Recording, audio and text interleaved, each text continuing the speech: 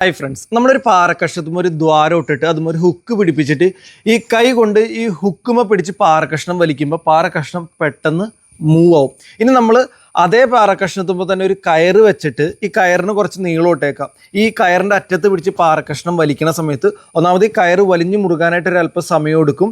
മാത്രമല്ല ഈ കയറിൻ്റെ ദൂരം കൂടുന്തോറും ഈ പവർ ട്രാൻസ്മിഷനിൽ ഒരു നഷ്ടം സംഭവിക്കും. ഇനി നമ്മൾ ഇതേ ഉദാഹരണം വെച്ച് സൈക്കിളിനെ മനസ്സിലാക്കുകയാണെങ്കിൽ നമ്മുടെ കയറാണ് ചെയിൻ സ്റ്റേയുടെ നീളം കൂടുന്തോറും ദൂരം കൂടുന്തോറും പവർ ട്രാൻസ്മിഷനിൽ ഒരു നഷ്ടം സംഭവിക്കും. നമ്മൾ ഇവിടെ ഒരു ബലം കൊടുക്കുന്നുണ്ട് പെഡൽ തിരിക്കുമ്പോൾ, അതായത് ഓരോ പെഡൽ സ്ട്രോക്കും ചെറിയ ചെയിൻ സ്റ്റേ ആണെങ്കിൽ പെട്ടെന്ന് ടയർ മൂവ് ആവും. അതായത് ഒരു അഗ്രസീവ് ബൈക്കിലേക്ക് വരുന്തോറും ചെയിൻ സ്റ്റേയുടെ നീളം കുറയും.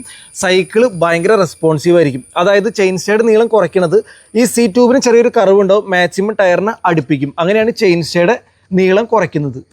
അതേപോലെ തന്നെ വീൽ ബേസ് കുറയ്ക്കും, വെയിറ്റ് ഡിസ്ട്രിബ്യൂഷനിൽ വ്യത്യാസം വരും, പിന്നെ റെഡ്യൂസ്ഡ് ഫ്ലെക്സും ആയിരിക്കും.